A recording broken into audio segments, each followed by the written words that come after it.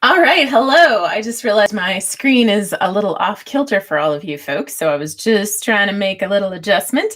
Hello, welcome to the live stream. This is our final live stream of the summer. Well, yeah, more or less of the unofficial summer. So welcome. We're taking our summer break from July 7th, that'd be today. So this is our last YouTube new content that you'll be seeing until August 11th, when we're going to start posting new content again. So it's our 4-week break. So welcome, hello, and thank you for joining. When you get here, make sure you say hello. Thank you, Rachel. Great to see you. And of course, if there's any sound issues, let me know. And yeah, sorry about that corner up there. I don't know what's going on with my screen. As many of you regulars know, I'm in what is more or less a garden shed or storage unit in my parents' place while we've been hiding in Canada from the virus, which has proven to be a really good choice given all the craziness that's happened lately. So hey, Shannon, it's great to see you here. Latonia, welcome. And Lene, hey, I haven't seen you on a live stream in a while. So welcome. This is fantastic. And Angela's in the house too. Great. All right, so we're going to dive in because I have so much to talk about with regards to our topic today, which is using your book to grow your business. And really, as I was thinking about what to cover, this is almost a compilation topic because almost everything I talk about really is helping you build a business and monetize your book. So there's a lot to cover, and a lot of this you will find that you'll be able to get deeper into the things I'm going to talk about by finding some of the other videos that we've already talked about. So yeah, it's a lot, and it's a really, really cool thing, I think, when you start thinking about your book as a tool. And nonfiction books, I just put out a video last week on fiction versus nonfiction. And one of the reasons at Book Launchers we focus on nonfiction is because the business model of nonfiction books for making money from your book is just so varied and so powerful compared to fiction. And nonfiction is what I know. So that's one of the driving factors that I talked about in that video. But nonfiction books have such a powerful business building aspect. And it's probably the single biggest reason why I get so excited about people writing a book that fits with their business, because it can feed into their business in such a big way. And again, a lot of people come to me and they're trying to figure out how many books they need to sell to break even or make money from their book. But when your book fits with your business, book sale number doesn't really matter. What you're looking at, especially, when some of my clients, they get one new client and that's $10,000 in income for them. You don't need to sell that many books, my friend, if one of your books leads to somebody paying you $10,000. So I think, a mindset piece is to rather than focusing on how many books do I have to sell to break even, think about, how can I get books into the hands of people who are my ideal client? How can I get books into the hands of people who are going to actually end up becoming part of my business? So if you have a product, this works just as well as if you have a service or a course or you're a speaker. But it's really trying to figure out, how can I get my book so that I am building my business? And when you do that, book sales are still fun. I love book sales. One of the driving objectives at our company is to help our clients get books into readers' hands. But ultimately, what really matters is that we're getting books into the hands of the people who can ultimately grow their business, if that's a fit for their type of a book. So really, that's what I want to talk about today, is thinking about your book as a tool that you can leverage and use to grow your business. And the other thing I want to note, because a lot of people think things happen instantly, and your book launch comes out and your life changes. It does not happen. One of the things I talk about all the time is, my first book went to #1 on Amazon. So ahead of Dan Brown, ahead of Game of Thrones series, and I sold thousands and thousands of books. And my life did change, but it didn't change instantly. It took a while for a lot of the things to happen, and it still took a ton of effort. One of the things I don't always talk about is the fact my book came out in June of 2013. My first book came out in June of 2013. I did the the book tour and major press. I hired a PR company and a lot of other things. I did that in October of 2013. So my book launch in 2013, it went extremely well, but I did a lot of things we've talked about in the past to leverage the audience of others and leverage my audience to sell those books. But in October is when I actually really started putting money behind the marketing. But I didn't put the money behind the marketing to sell more books. Of course, that was something I wanted to see happen. But I put the money behind the marketing to leverage the book in order to grow our businesses at the time. So that was kind of strategically how I did it. And so I spent the money and the time doing a book tour in October, November of 2013 and paying a PR company. I paid them, I think it was $3,000. So I spent $11,000 or $12,000. I can't remember the exact numbers on PR. So just to give you guys a heads up, a lot of people think our service is pricey, but I paid more than that just to get PR for my book. But again, it wasn't because I was trying to get that back in book sales. It was because I was leveraging the book and the opportunity, having the book presented itself in order for me to get media. So that's some of the stuff we're talking about today. But I want to kick it off with a prize. I want to do something a little different today. And I want to give a prize to the person who said hello first, because I love when you guys interact with me on these live streams. So Rachel, I think it was Rachel. I'm just going to go back and check here. Where do we go? I lost my there we go. It was Rachel Robertson. So you may have won all the swag already. I can't remember, Rachel, but congratulations. You are the proud winner of either our hashtag No Boring Books mug or our Oh So Soft journal. And all you need to do is email us at team@booklaunchers.com and let us know your mailing address and which prize you'd like. And if you've won it all and you want to designate someone else to win it, we're totally fine with you doing that too. Just let us know here because I know you're in the house. So yay. So hello to everybody else. Alan West made it. Yay. Efren, welcome. Martha, hey, great to see you here. Doreen, Tanya, David. Hey, this is fantastic. I'm so excited to have all of you here. This is great. Okay, so going back to the list here. Jill's here. All right. This is fantastic. Doreen, it has been great. Some of you are newer to the channel, like Shannon and Doreen. It's been wonderful to see your comments on the day the video is released. So I pay attention to these. People don't always know that I'm paying close attention to who's commenting, but I know who's my YouTube besties. I gotcha. I got your back, my friends. Hey, Michael, it's good to see you here too. Wow, this is awesome. We have some of our fantastic clients in the house today. This is a great topic for you guys. Lene, this is a good topic for you too. So okay, let's just dive in. But yeah, it takes consistent effort over time to make this happen. So what we're talking about today is not, again, your book doesn't come out and boom, your business grows. Your book is a tool that you can leverage for a long, long time. And I was actually talking to a publishing company interested in partnering with us, by the way, traditional publishing company interested in partnering with us so that we can do the promotional aspect of their clients. So they can refer their clients to hire us for promotion because they don't do any. They actually say that. They tell their clients they have to hire outside help for their books. But they were saying that one of their clients published a book it was either 13 or 16 years ago.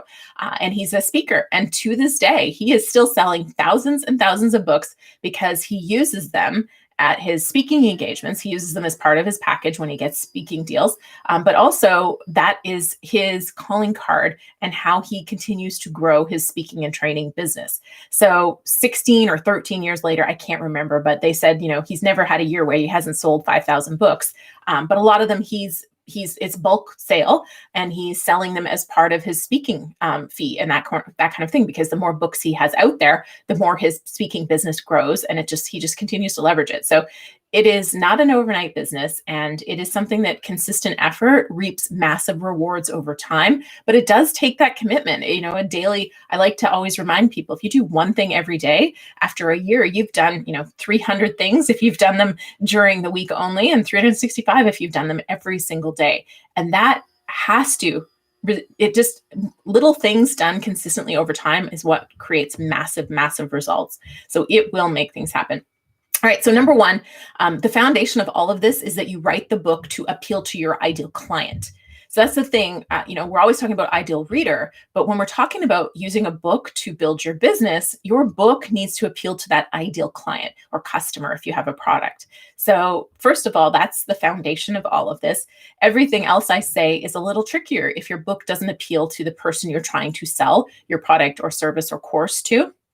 But if it does, then you know them, right? So you've done the research in order to write a book to communicate, or you've done the work to know who they are. So you know their hopes, you know their fears, you know their dreams. You can speak to where they're at today and how you're going to help them get to where they want to go tomorrow.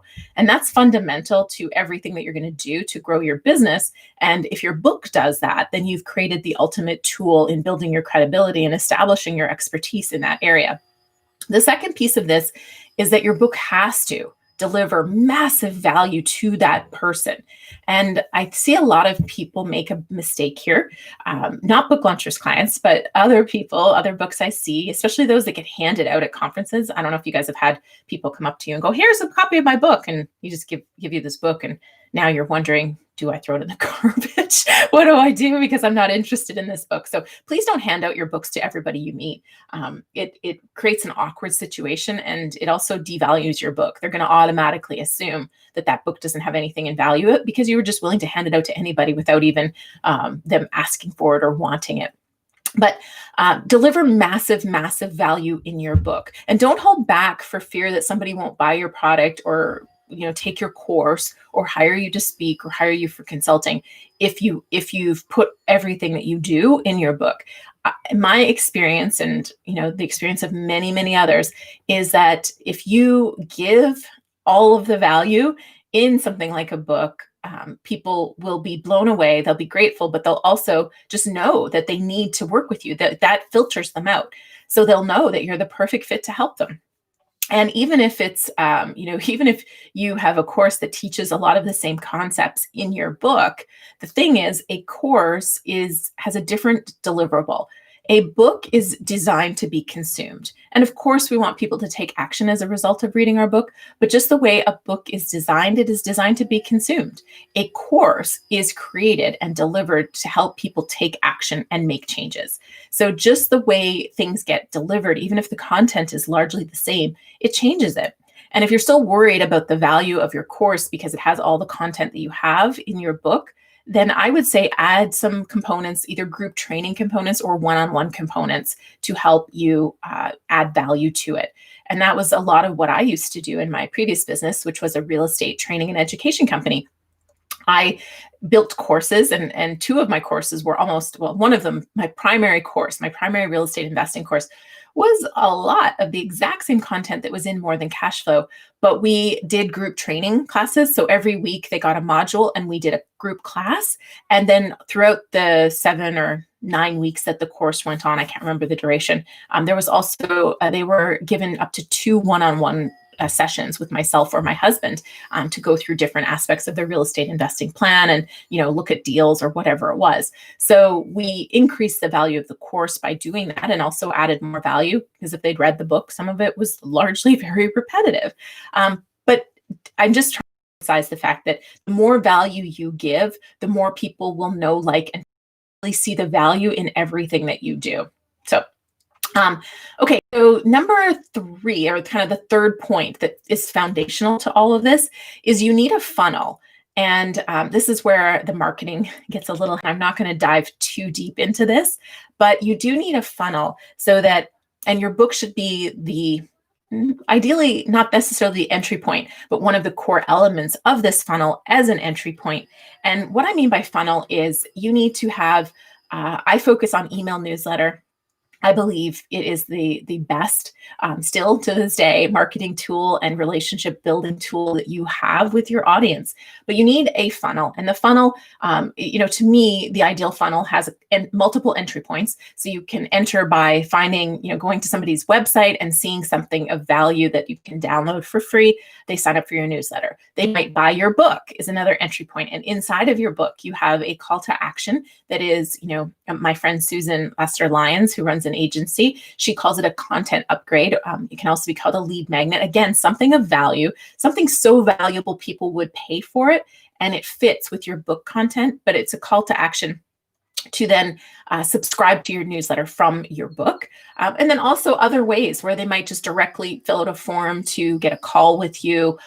They might have a referral to you, whatever it is. You have multiple ways that they now enter your world, which is probably your newsletter list. And from your newsletter list, it doesn't just sit there. I know I don't even have to ask you guys to raise your hands. I know there's some of you that have a list that you haven't emailed in forever. So what you want to do is, at a bare minimum, be setting up at least a 3 email sequence so that people, when they sign up for your newsletter, they're getting something of value from you. They're getting to know you a little bit, and they're finding out what other products, service, courses, what other things you do that you have to offer. So when they go, man, she or he, they're awesome. I need to have whatever they're selling. I need more. You've kind of started to begin to build that relationship, but also you're letting them know what else you have to offer, so that when they have that feeling of, wow, this book blew me away, I need more, they have somewhere to go.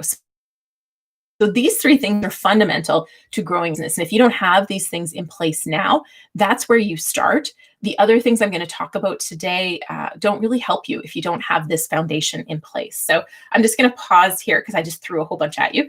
And I'm going to check to see what questions and comments you have, and we'll go from there. So yeah, thanks. Wow, you guys are talking away. There's lots to catch up on here. Ideal client. I wasn't able to imagine who my ideal reader was, but when you say ideal client, I know who that is and can write to them. Awesome. Thanks for sharing, Alan West. That's great. And hey, Derek, welcome. Late, I'm happy just to have you. So it's great to see you. Hey, Ben, glad you made it. Okay, just checking out other comments here. And I'm hearing Angela just let me know the video quality is a little pixelated. Yeah, I'm going to turn off a couple other things here. We are in the middle of getting a upgrade. Hold on, let me just pause that and see if I can stop a few of the other things that might be taking some of my internet away. Yeah, we're getting an upgrade to fiber optic cable, and then I'm hoping to be able to get a cord and plug this in. So in August, because I think we'll probably still be in Canada in August, based on the border closures and the COVID fun. I'm hoping to be back in California in September, but anyways, I will be trying to have a plug-in, I'm going to take the next 4 weeks to hopefully set up a plug-in situation so we don't have bad video. But thanks for sticking with me. If the video is pixelated, I'm glad you can hear me okay, though. So thanks for the heads up, Angela. So yeah, hopefully that helped, though. I did turn off something that could be sucking some juice out. Oh, and I have this on too. Okay. Hopefully that'll help. All right. Okay. Yes, we are healthy and safe. I hope all of you are healthy and safe too. That was Rachel, so thank you. And Andy said, I have 10,000 amazing followers on Twitter. Does that mean anything as I'm about to release my first book? Well, So it's a great question, Andy. And I am going to dive into some really specific business building tips, but I know a lot of you are thinking social media when I talk about this too.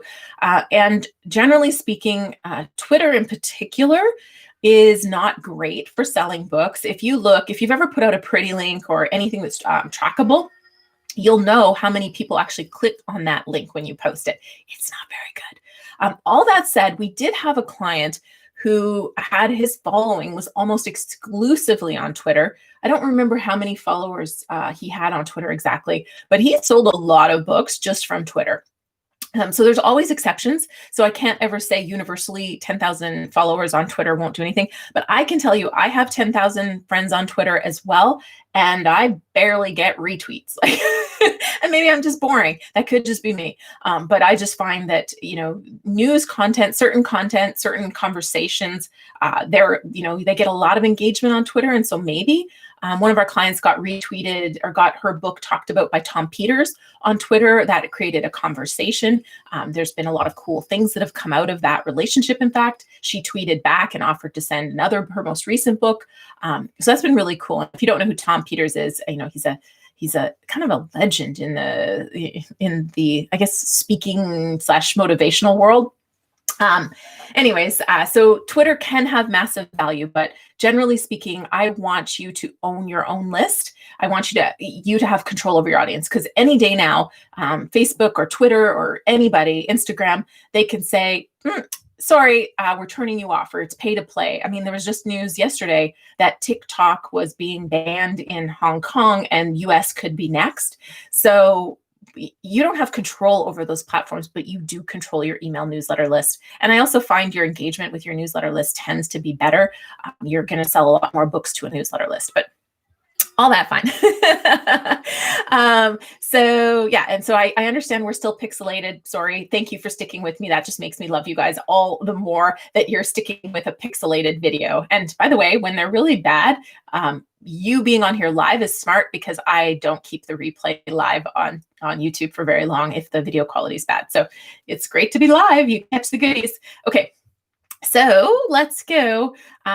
So with that foundation in place, your next thing, I already kind of touched on this, but I want to make sure I caught all the points. I'm just looking at my notes. So write a follow-up sequence. So you've got your email newsletter, you've got that follow-up sequence, so they're getting something, and then plan regular content. Now, if you're a launch letter subscriber, if you're not, goodness gracious, go get subscribed, my friends. Every 2 weeks, I put out a newsletter, and this is not marketing material. Every once in a while, I might say, hey, if you've got a book idea and you want somebody to help you write, publish, and promote your nonfiction book, here's a link to book a call. But these are not promotional emails. These are content. I want to build a relationship. I want us to help you in whatever way we can. And they only come out every 2 weeks. You could do as little as monthly. And by the way, because you've written a book, right? This is all about using your book. You can just use excerpts from your book for your newsletter. So you shouldn't have any shortage of content for a long, long time. And don't worry about the fact that somebody may have read this in your book already. It's a great reminder. And you can also add a little bit of content or context to it. So you can also say, hey, in my book, there's a chapter on this, and what you may not have seen there is the extra tip of this, this, and this. Or what you might say is, I just had a client, seeding, what you do, by the way, this is one of the tips for using your book as a tool, is when you talk about your book, use it as a way to segue into your product, service, or other things that you offer for sale. And so you could say, I have a client that did this, and, I talked about that in my book in chapter 4. Here's what we said, and here's what I did with the client, and here's the result. So you can use that content in a way that is repurposed. You're always adding value, but it also seeds that you have a service or a product or whatever it is for your business. So that's the foundation. So here's one of the first things, and I'm already leading into it with this, is take a look at your book and use it to repurpose that content. Content marketing is powerful. Search engine optimization, you get free traffic. You can dominate keywords. This is something we had a great training session for our clients on last week or 2 weeks ago with our client-only training. We were talking about finding these juicy keyword phrases and dominating that keyword so that whenever people find you, they're getting an invitation to get on your newsletter. And a lot of that content is coming straight from your book. So take excerpts from your book and use that for your own content marketing. You can post an excerpt on LinkedIn, on Facebook, or wherever you're hanging out, Instagram, on and on and on. Those excerpts can be used in so many ways. You can also use those excerpts to get magazine articles or blogs or features online. And then, you just get a link at the bottom that goes back. Ideally, the link actually goes straight to a valuable opt-in offer, but a lot of places won't let you do that. So you just link to your website and make sure you've got a call to action to subscribe to your newsletter on the top half of your website. If you go to booklaunchers.com, you see the banners on our website. Most of them are some sort of a call to action, either to subscribe to our newsletter to get we have a game plan for selling books. We have a ghostwriter lead magnet, so how to hire a ghostwriter. We also have one of the 7 tips to write your book, write a book that will sell. So those are all offers that are above the fold, first thing you see on the banner, to invite you to sign up for our newsletter and get something of value. So wherever you're repurposing this content, you have a link back to your website, and then that's the first thing or one of the first things they see. You're going to use that to build your list, which goes into your funnel, which sells your product or service, right? You guys seeing the trend, seeing the plan here. So yeah, social media, excerpts for features in media, your newsletter, and then also, I think I'm just trying to think if there's anything else I missed on that. I think also looking at your content, looking at your book whenever you feel short of content can inspire, like I said, these client stories or other ideas.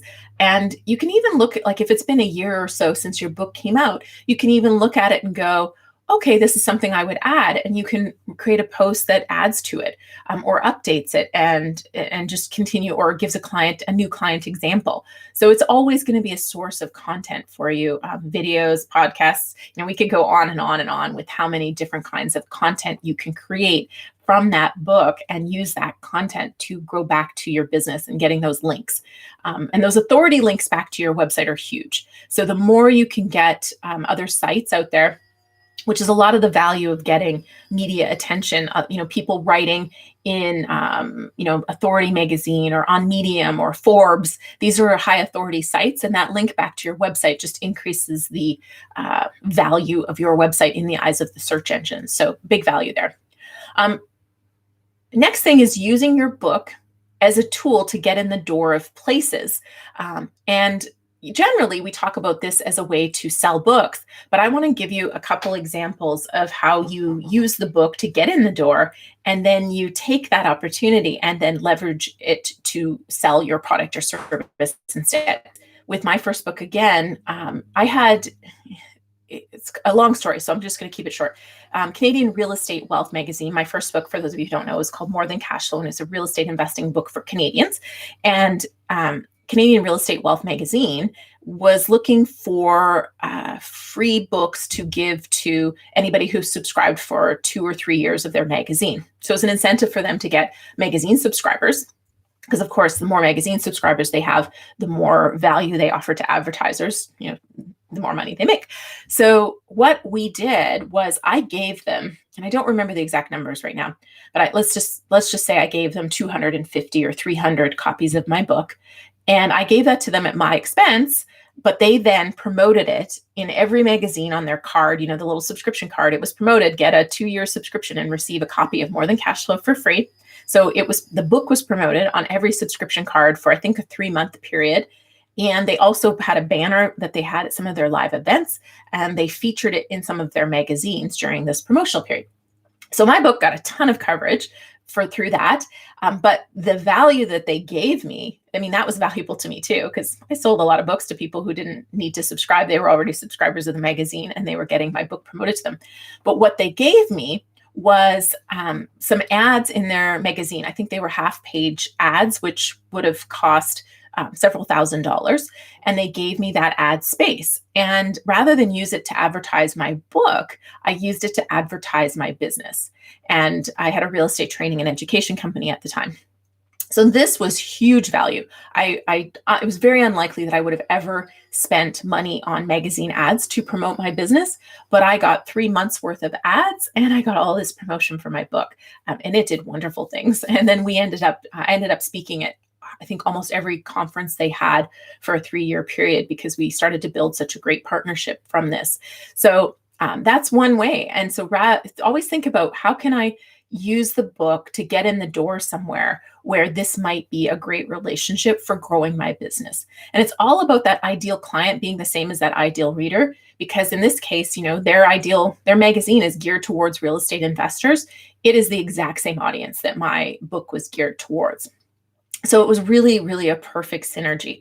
But speaking engagements are very similar. And I've seen a lot of people, and I did this too, but I've seen a lot of other people do this really smartly, where they'll give books to an organization in order to, not even necessarily in order to get speaking engagement, but they're just giving books in exchange for a spot on their stage, because I'm afraid a lot of speaking engagements these days are pay to play. It's a little frustrating because it's so much work to create a great talk, but the organizers of the event see it as so much work to put butts in seats and to have qualified butts in seats, that they often think you need to pay to stand on the stage in front of them.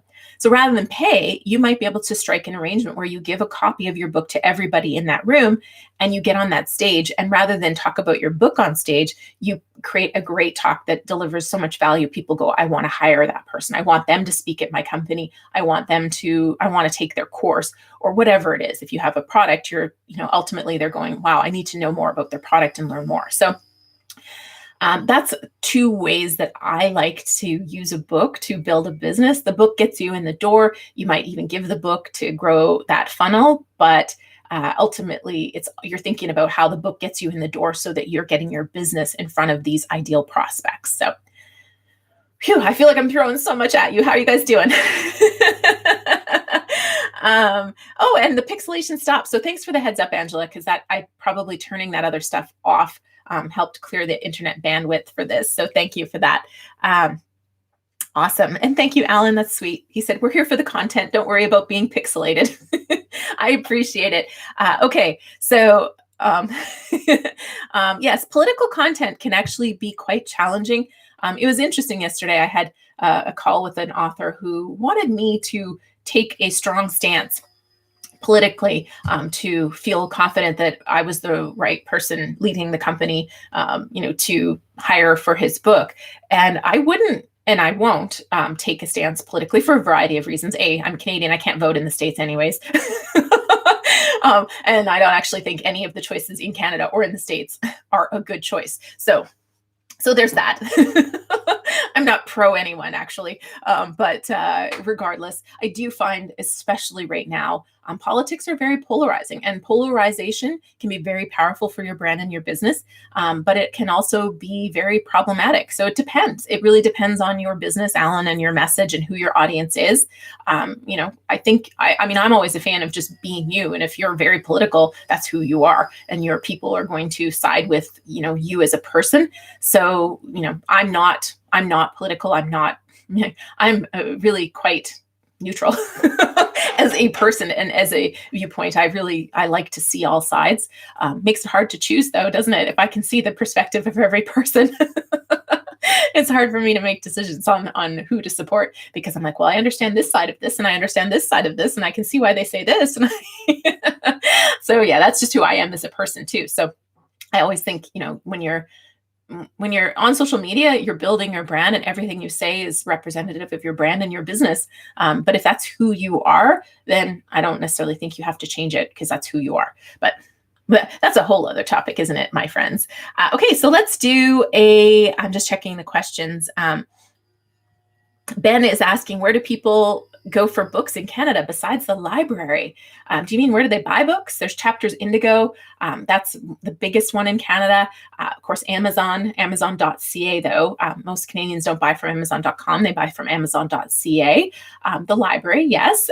Kindle. There's also a lot of readers in Canada have Kobo devices, because that started with Chapters Indigo, and then Rakuten, I think is how you say it, bought them out. And so now, but Kobo is still very prominent in Canada. So that's an e-reader. A lot of Canadians read that, not necessarily Kindles. So, okay, cool. Let's see. Yeah, you can't fight it anyway. Yeah, Efren said, be you is best advice. You can't fight it anyways. So yeah, it's too much work to pretend to be something you're not. So, I think there's a level of questioning yourself, going, should I say this or not? Is this just how I feel in the moment, or is this how I truly believe? Is also a good test, because some of us can get very heated and you might say something that isn't really, in line with you every day. It's just in that moment, you're very heated. So, and Angela's in the States and she's going, yay, Kobo. She loves her Kobo. I think Angela's also addicted to e-readers. I don't know how many different e-reader devices she has, but I feel like every 6 months or so, she's excited because she's got a new e-reader device. Angela, for those of you who don't know, is one of the fabulous Book Launchers team. She's our executive assistant, keeping us all organized and in line. And if you ever reach out to Book Launchers, you're probably going to be hearing from Angela first. So yeah, but everybody at Book Launchers are major book nerds. So it's not surprising to find out that some of them have e-reader addictions. Okay, so back to our topic at hand. It doesn't look like you guys have any questions. So I'm assuming you're just busy writing away. We're going to do a YouTube draw. Let's do that right now. So for those of you who are new to this scene, every Tuesday and Friday, except for the next 4 weeks when we take our summer break, we have a new video that comes out. And when you comment the day a video is released, you get entered to win our hashtag No Boring Books mug or our Oh So Soft journal. I have our journal here. The mug is in the dishwasher. I actually drank from it yesterday. I didn't plan ahead. Sorry. So this is our Oh So Soft journal. I filled this one, so it's full of all my notes. Fantastic journal, though. So you get entered to win one of those things. And in the future, really soon, we're going to have some amazing swag for our 25,000 subscriber mark, which we're getting very close to. And Angela has been working hard to get that ordered for all of us so that when we hit 25,000 subscribers, you guys are going to get your hands on some really, really special swag. I'm very excited to unveil that. I know it's going to be popular. I think it could be more popular than our hoodies, but I don't know. So anyways, let's do a draw. So the folks that have commented the last couple of weeks on every Tuesday and Friday, I've entered your names all into my random chooser here online, and we'll get our fake drum roll going. Da, da, da, da, da, da, da, da. And Kelly Bonanno, thank you so much for your shares, likes, and comments. This is definitely, I'm pretty sure she's one of my YouTube besties. She's darn close if she has not been named as a YouTube bestie yet. So Kelly, when you're catching this replay, email us at team@booklaunchers.com, because I don't think I've seen you online today, but maybe you are. If you're there, say hello. And let us know if you want the mug or the journal. And of course, include your mailing address. Some people write us. It happens quite often. And they go, I'd love the mug. Thank you so much. And then we don't know where to send it. So please do include your mailing address when you write us. Okay, so thank you and congratulations, Kelly. Yay! Okay, so where were we in my notes here? Let's see. This is almost like a compilation training today. I'm giving you guys a whole bunch of stuff that I've covered in detail in other videos. So speaking engagements, there are a handful of videos on the YouTube channel about getting speaking engagements and leveraging them. Please check those videos out, because I do talk about, using your book in those speaking engagements, not only to raise the amount of money, increase the amount of money you're getting paid, or make money from your engagements, but those tips and tools can also help you with growing your business from your speaking engagement too. Okay, now I want to dive into something that is also another video, but I'm going to touch on it with a slightly different angle today. So media. Your book is a powerful way for you to get podcasts and articles and interviews and radio. Last week, we had a huge week. We were very excited because we had one of our clients get a cover feature on the Los Angeles Times, an Inside Edition interview, as well as a Good Morning America interview. It was very exciting. It was really, really big week for us. And he doesn't have a business around this book. His book's a little different than some of the other ones. But if he did have a business and he had any one of those three, because they are major media outlets, I would be saying, do all of these things for your business. So there's also a video on leveraging media interviews that I highly recommend you check out if you are doing media and you have a book, because it will help you just leverage it further for that. But as far as your business goes, okay, so media, I've said this before, media generally doesn't sell a lot of books. We've definitely seen Good Morning America sell books. That had a lovely book lift, but generally speaking, media doesn't actually sell a ton of books. But for your business, media provides you with that credibility, that expert status, and these are things that your nonfiction book, you probably are hoping it does for you. So even if you only get a few media interviews, this is what I recommend you do to help it grow your business. Get the coolest shot you can get from it. So if it's a TV interview, whether it's a screen capture, you've got a friend there taking pictures, whatever it is, if they put a link on their website, grab that imagery and repost it for ads where you're promoting your business. Facebook ads, Google ads, any kind of image ads, that media image is very powerful for paid advertising. Of course, there's more to it than just the image, but that image itself is very clickable. And so that sets your ad up for a better chance of success. I'm not a fan of paying to advertise your book. And so as a funnel piece, I don't tend to veer that way for very many people. I would rather advertise to have people sign up for a newsletter so you can sell them other things and build a relationship. But I'm very relationship focused. You guys probably figured that out already. There's just so much more fun and value in having relationships with people than just one single transaction. So I'm much more interested in that. And I think in the long term, you grow a much bigger, more profitable, more fun and engaged business, building a relationship and an audience. But For an advertising perspective, you could advertise your business, your product, your service, and use that media as a piece. Create shareable content from that media. And William Hung, we published his book last year. And if you don't know William Hung, he was on American Idol. He did a great job of this. He would post pictures of him on stage with Ricky Martin, some of the features he did like on Ellen and some of these other places. And they were from, a decade ago, but he would post a new lesson. He would say, I was reflecting on this appearance and thinking about, when I was asked this question, how I would answer it today. I only mention it because it's a great example of the fact that it doesn't matter. There's always new people following you. So it doesn't matter that they've, some of the people who've been following you for a while, they already seen your feature on that media, because a lot of people post it once and then never repost it. But you can use it over and over again as shareable content. Just change the lesson, change the tip. You could say, you may not have caught this when it was on, but one of the questions they asked me was this, and here's how I answered it. Here's why that matters to you. So create shareable content and don't stop sharing it. I mean, if it's a great feature in a great media outlet, just keep using it in different ways and just always be thinking about, okay, what can I add value to my audience with this piece today? But it's huge, and it's such a credibility and expert status building thing to reuse it over and over again. I think it's really smart for your business. And of course, put the as seen on your website. And you could even put it in email signature. I've seen people do that, because those logos do carry value. I think that's the word I want to use. They carry value, and people see it as a credibility status piece. So use them. You've been there, so use it in your business. It might have been about your book, might have had nothing to do with your business, but you were the author of that book, and you are now the one that was as seen on.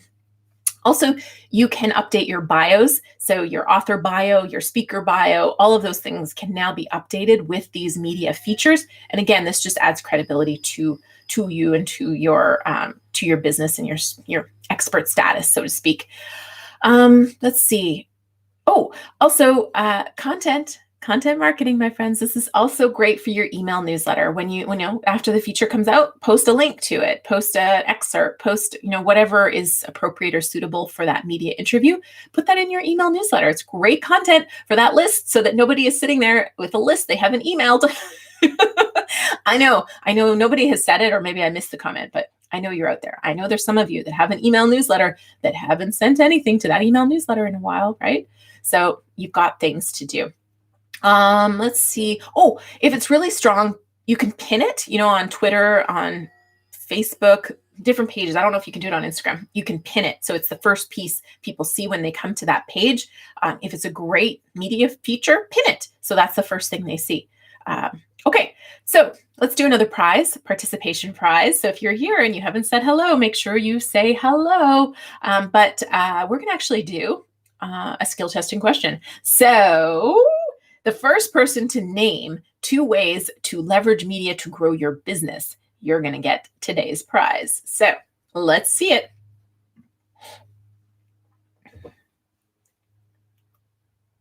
Hey, Kevin 2.0 is in the house.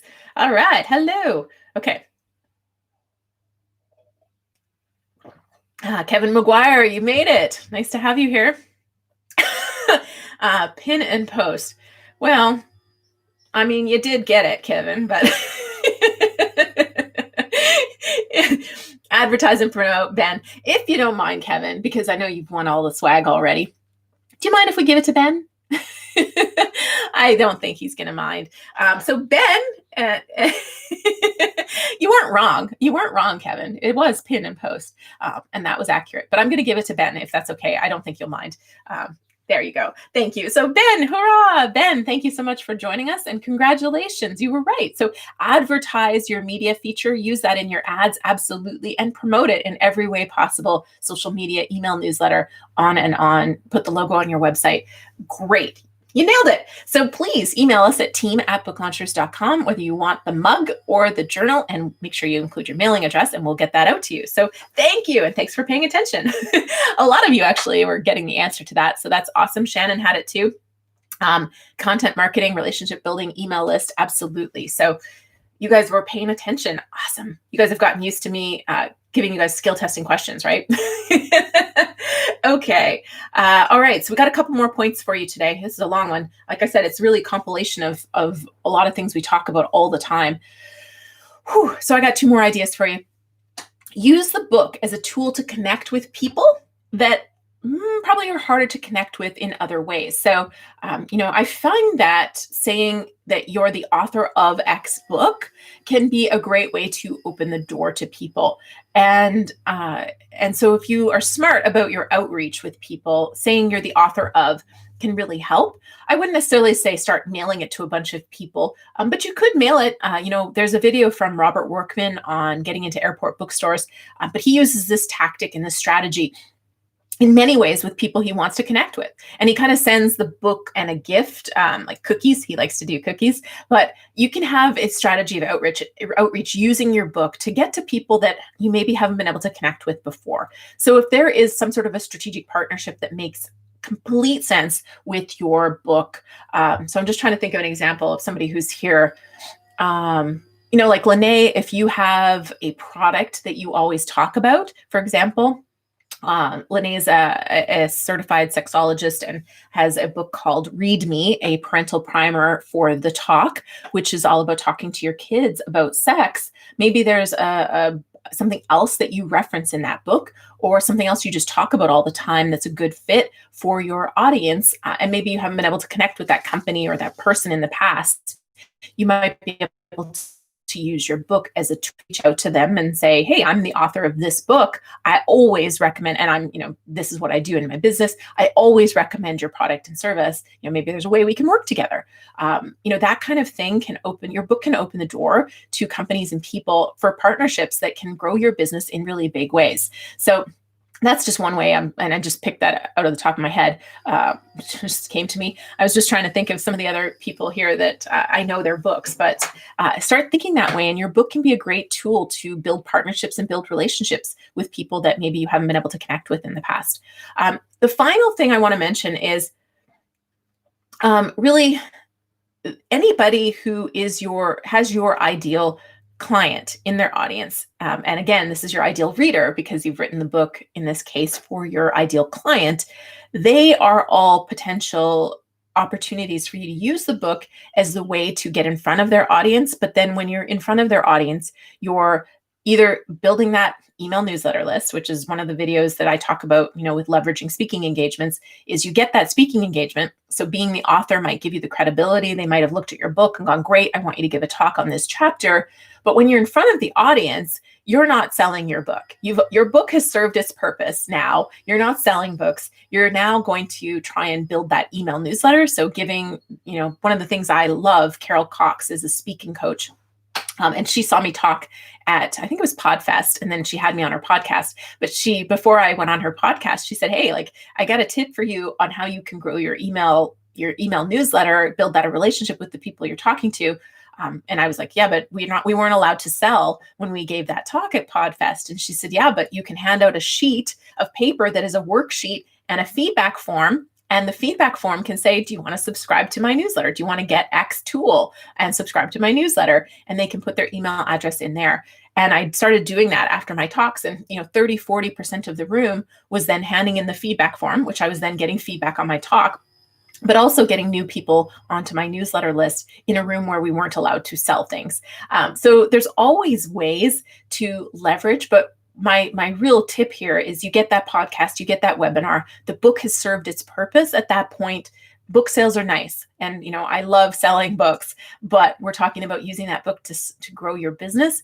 Now, once that book has served its purpose of getting you in the door, your focus should shift on either getting people into that funnel that you've worked so hard to build, or even just seeding the fact that you have this product, service, course, training, speaking, whatever else it is you do, and, deliver massive value while letting them know, hey, I can only give you so much in a 30-minute interview, but, there's a whole bunch more that I can do to help you. And if you want to connect, go to X website or drop me an email at this, this address and connect that way.